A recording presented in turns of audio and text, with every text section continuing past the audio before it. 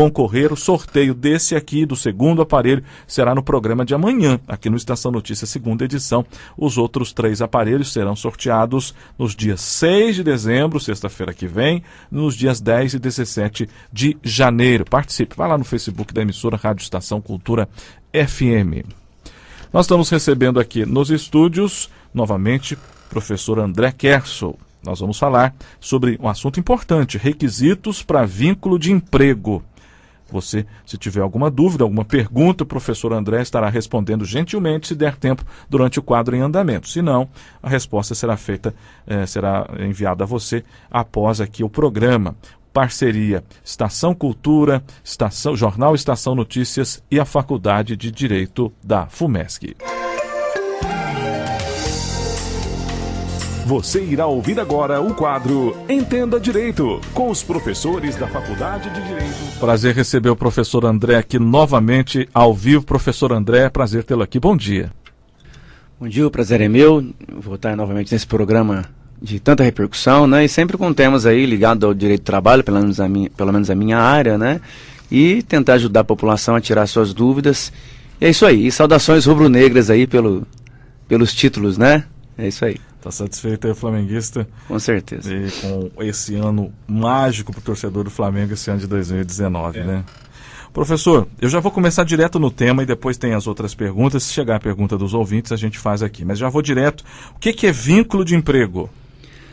Vamos lá. A gente está passando por um momento de muitas mudanças. Tivemos a reforma trabalhista em 2017, tivemos uma lei recém-aprovada, pretendo voltar aqui para falar um pouquinho dessas alterações, numa outra oportunidade, da lei do pente fino, chamada de liberdade econômica, pendente de aprovação, MP 905, que traz o contrato verde e amarelo. Ou seja, a gente vive num momento de muitas mudanças.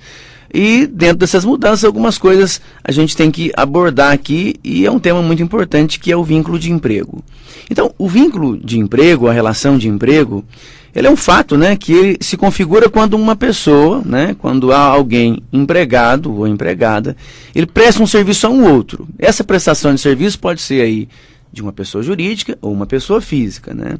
E tem alguns requisitos para dizer: eu tenho vínculo ou não tenho vínculo? Quais são esses requisitos aí, de uma forma bem fácil? Esses requisitos, eles estão previstos lá no artigo 3º da CLT. A CLT é a nossa mãe aí dos direitos, a consolidação das leis trabalhistas, recém-reformada. E esses requisitos são, primeiro, pessoalidade. Você presta um serviço pessoal, o que é isso? Você que presta alguém no seu lugar. Então, primeiro requisito, você que faz o serviço pessoalmente. Segundo, subordinação.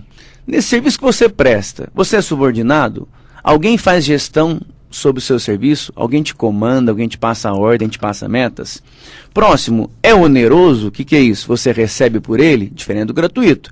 Presto um serviço aos finais de semana ou alguns dias para uma creche, para um asilo e não recebo nada. Um trabalho voluntário. Então, ele não é oneroso. Se não é oneroso, um dos requisitos aí do vínculo já foi embora. E um outro aí, ele tem que ser não eventual. O que é isso? Se é um emprego, se é um trabalho contínuo, né, se ele não é esporádico, também é outro requisito. Se ele for contínuo, você vai ter vínculo empregatício. Se ele for aí eventual, é um dos requisitos que demonstra que você não tem vínculo, né? No caso, muita gente acha que é a mesma coisa, mas entre trabalho e emprego, professor. Então, o trabalho é um gênero, né, Erivaldo? Tudo é trabalho. E o emprego é uma subespécie. Quando eu falo trabalho, normalmente a gente entende como aquela prestação de serviço sem o vínculo. A gente tem aí vários exemplos que a gente já fala em seguida, né? Mas os objetivos são diferentes. Num trabalho, eu tenho um objetivo de prestar aquele serviço pontual, satisfazer a necessidade daquele ente, daquele que me contratou, daquele contratante. No emprego, há aí, como eu falei dos requisitos, há um vínculo, há o preenchimento desses 4 requisitos que eu acabei de dizer, ou pelo menos a maioria deles, porque não é porque você não preencheu os 4 que quer dizer que você não tem vínculo, né? Você pode preencher a maioria deles, que aí vai ter vínculo de emprego. Então, resumindo, trabalho é um gênero onde o emprego é uma subespécie. Só começando ainda o quadro Bate-Papo com o professor André Kersel, ao vivo. Requisitos para vínculo de emprego é o tema. O Entenda Direito, ao vivo, nessa quinta-feira. Falando então, professor, sobre exemplos, Você poderia citar alguns exemplos de pessoas que trabalham, mas não têm o vínculo? Muito bem, são vários os exemplos, né? Primeiro que se você presta um serviço esporádico como autônomo, e é uma das possibilidades, imagino eu como professor, né? Eu tenho aí vínculo empregatício com a FUMESC, ou seja, eu tenho a minha carteira assinada, todos os direitos garantidos, falaremos deles daqui a pouco, né? Mas eu também presto serviço como professor autônomo, como? Uma pós-graduação. Então, eu presto serviço para uma necessidade esporádica numa pós-graduação onde eu dou aula num módulo, ou seja, num ano inteiro eu dou aula num sábado, e presto serviço como autônomo. Aquele que presta serviço como autônomo, a forma mais correta de vocês garantir, de pelo menos ter um recolhimento de INSS, é você trabalhar e que seja emitido o chamado de autônomo. RPA. Vai ser recolhido o INSS por aquele trabalho que você prestou. Então eu dei uma aula, o valor foi X, vai recolher o INSS sobre aquele valor, emite um recibo de autônomo. É um jeito de você contribuir para o INSS e ter algumas garantias como autônomo, né? Então, respondendo a sua pergunta, são vários os exemplos de pessoas que prestam serviço e não têm vínculo. Por exemplo, um pedreiro, um pintor, um encanador, eletricista, dentista, médico. Então imagina, eu fiz um tratamento com um dentista, vou lá ficar um mês com um dentista. Estou lá indo 2 vezes por semana nele. Eu vou ter que anotar a carteira de trabalho desse dentista? Óbvio que não. Ele é um prestador de serviço autônomo que eu o contratei para fazer um serviço determinado. Aí sempre me pergunto, Erivaldo, o seguinte, que é uma coisa que é bem comum, diminui um pouco depois da legislação nova da doméstica, mas quando é que eu diferencio um doméstico? Os tribunais não se entendem muito. Mas a gente diz o seguinte, que se a sua faxineira ela vai 3 vezes por semana ou mais, ela deixou de ser sua faxineira. Pode saber aí que eventualmente ela pode promover uma reclamação trabalhista, e você que me ouve também, se está nessa situação, você tem vínculo de emprego, né? Você pode aí, mesmo se a sua carteira não está assinada, você tem direito à assinatura da sua carteira e todos os benefícios que o vínculo dá. Vai 3 vezes na semana então? Certeza, 3 ou mais. 2 vezes na semana. Se você fizer uma pesquisa rápida aí nos julgamentos dos tribunais pelo Brasil afora, eles não se entendem. Alguns tribunais dizem que 2 vezes não é suficiente, outros que sim. Quando me pergunto, o que eu respondo, Erivelto? 1 vez por semana. 2 vezes por semana você passa a ter um risco de haver um vínculo empregatício. 1 vez por semana já fica aí naquele requisito que eu disse anteriormente, ela vai toda semana. Porque não preenche aquele requisito da continuidade. Ele é eventual, 1 vez por semana não há uma continuidade, pelo menos na interpretação do direito não há essa continuidade. Ok? Então é isso aí. Então quer dizer que tem algumas pessoas que acham que 2 vezes ainda não se encaixa, mas tem tribunal que não pensa assim. Sim, com certeza. Então nós temos aí alguns julgamentos, principalmente depois da reforma trabalhista, em que trabalhou 2 vezes por semana, você tem o risco de eventualmente aquela faxineira propor uma reclamação trabalhista e conseguir ter sucesso de se entender que ela sim tem o vínculo e você ter que pagar retroativo os direitos dela, recolher INSS retroativo, anotar a carteira dela retroativo. De 3 vezes acima, você pode saber que se você não assinou a carteira da sua faxineira, ou você faxineira que me ouve, você trabalha 3 vezes por semana ou mais, em uma casa de família, ou então em qualquer local, pode saber. Mas André, ele não assinou minha carteira. Você tem direito a promover uma ação trabalhista pleiteando esse reconhecimento. Estou vendo aqui, tem uma pergunta que chegou aqui sobre direitos, eu vou fazer ela no final, que a gente vai falar sobre isso, aí eu registro aqui o ouvinte que está perguntando para o professor André. Mas eu pergunto antes aqui, professor, a pessoa pode prestar serviços como pessoa jurídica? Muito bem, esse é outro assunto delicado que teve algumas mudanças com a reforma. Por quê? Porque hoje a reforma permite o trabalho terceirizado em atividade fim e atividade meio. O que é isso? Antigamente a terceirização ela tinha que se focar em atividade meio, atividade secundária. Um banco poderia terceirizar, por exemplo, a segurança. Agora ele pode terceirizar a segurança e terceirizar também os caixas. Mas o que é terceirizar? Terceirizar quer dizer que eu vou contratar uma empresa de prestação de serviço para alocar a mão de obra. E o que as pessoas estão entendendo, algumas empresas pelo menos estão fazendo? A prestar serviço através de uma PJ, através de uma pessoa jurídica. Então, posso ou não posso, afinal? Depende.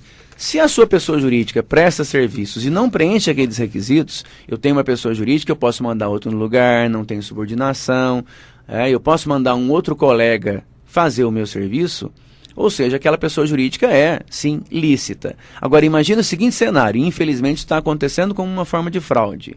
Eu quero contratar um sujeito, mas eu não quero assinar a carteira dele.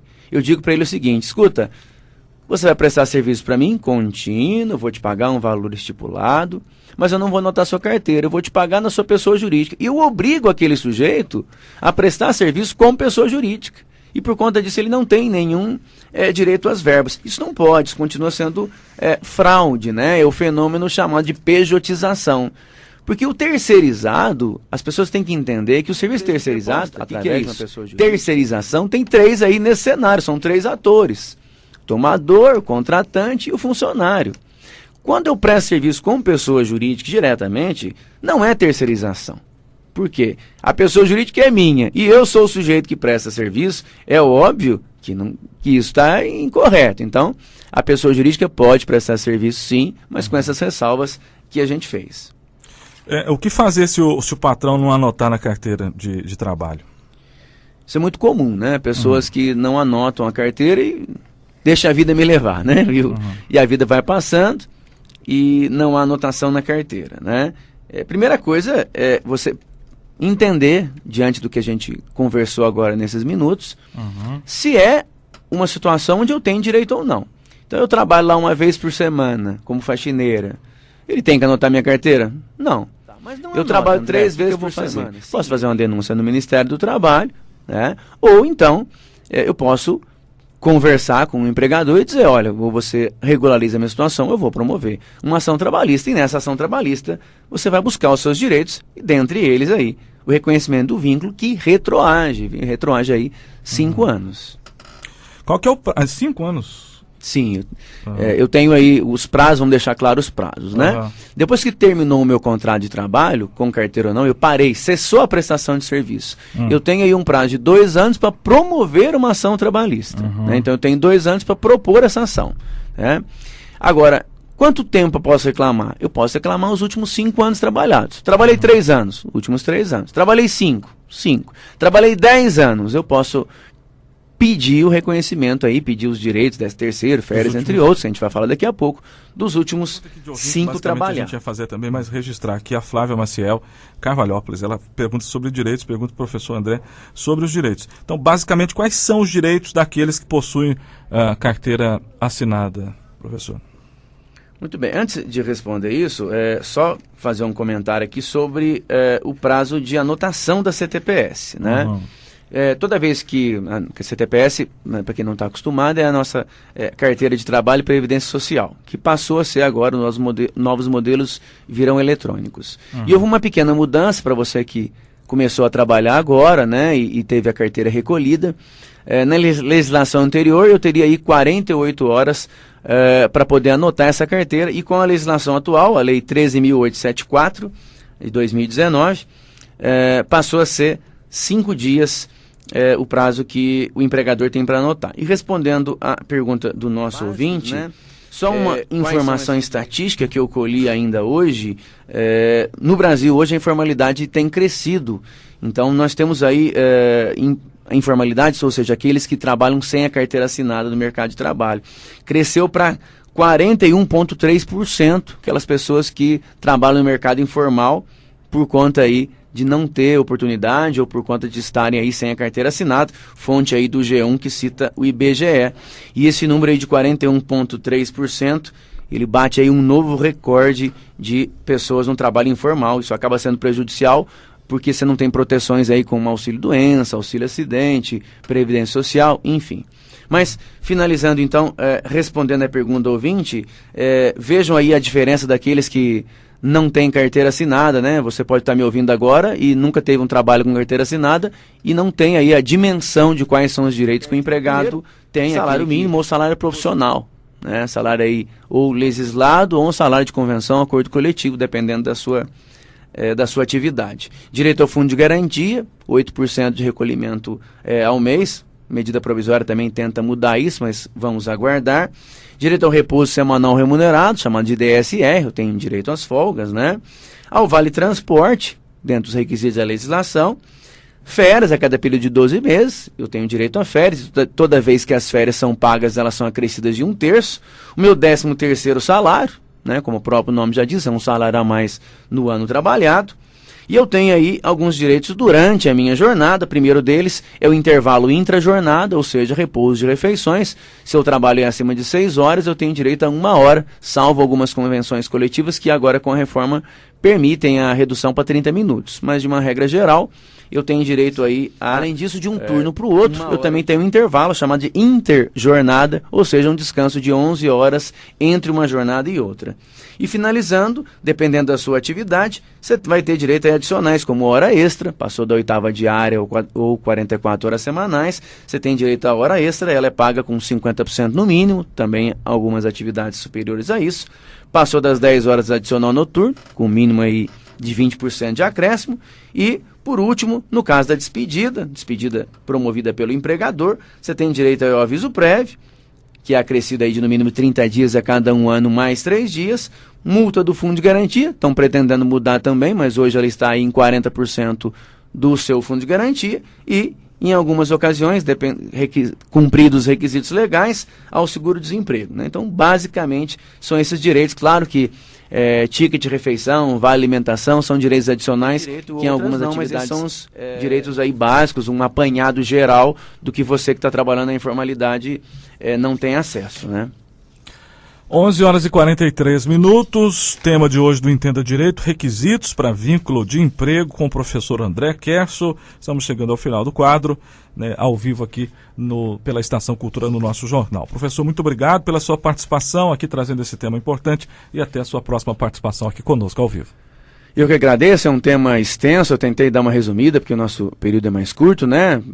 Quem sabe a gente volta no próximo ano com esses temas como eu citei, essas medidas provisórias, como é que vai ficar o mercado de trabalho, previdência mudando, né? Quem sabe numa outra oportunidade a gente consegue falar disso. Espero ter contribuído para você aí, ouvinte, né? É sempre um prazer estar aqui e até a próxima. Bom fim de ano a todos. Obrigado, professor André, conosco aqui ao vivo, e nós vamos para o intervalo em nome de Casa das Borrachas e Parafusos, Maria Enxovais.